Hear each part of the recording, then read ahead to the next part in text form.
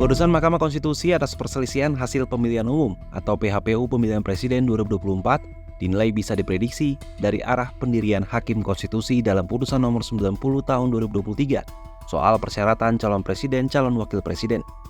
Jika para hakim konsisten dengan pendirian mereka, putusan mendiskualifikasi calon wakil presiden Gibran Rakabuming Raka menjadi terbuka. Putusan MK Nomor 90 Tahun 2023 menjadi putusan pembuka kontroversi di pemilihan presiden 2024. Putusan MK yang melapangkan jalan Gibran menjadi calon wakil presiden berdampingan dengan Prabowo Subianto itu tak bulat. 4 hakim konstitusi, Suhartoyo, Saldi Isra, Arief Hidayat, dan Wahyudin Adams, berbeda pendapat atau dissenting opinion. Adapun 2 hakim konstitusi lain, Eni Nurbaningsih dan Daniel Yusmik Pevoe, menyampaikan alasan berbeda atau concurring opinion. Perihal syarat pencalonan presiden dan wakil presiden, menurut keduanya berusia paling rendah 40 tahun atau berpengalaman sebagai gubernur.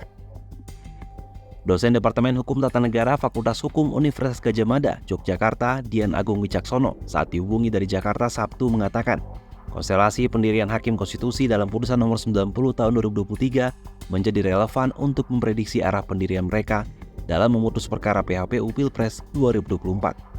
Pertama, walaupun 4 hakim atau suara minoritas menyatakan berbeda pendapat dalam putusan tersebut, mereka sangat mungkin menjadi suara penentu dalam perkara PHPU Pilpres ini.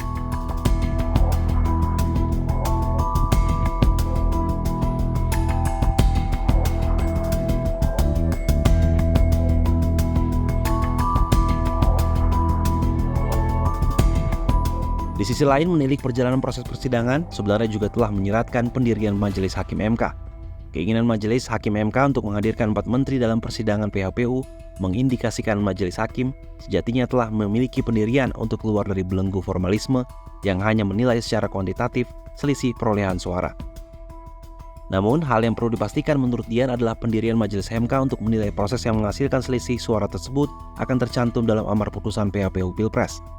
Jika mayoritas hakim MK konsisten antara pendirian dalam memeriksa perkara dengan mengambil putusan, maka seharusnya putusan dengan rumusan amar menolak permohonan pemohon tidak mungkin diambil.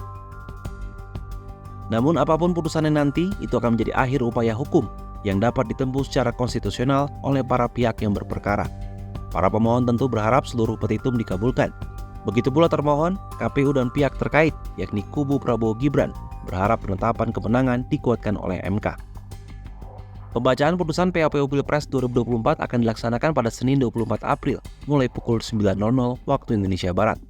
Teknis pembacaan putusan hakim akan membacakan putusan atas permohonan PHPU dari kubu Anies Muhaimin terlebih dahulu dan dilanjutkan putusan atas permohonan PHPU dari kubu Ganjar Mahfud.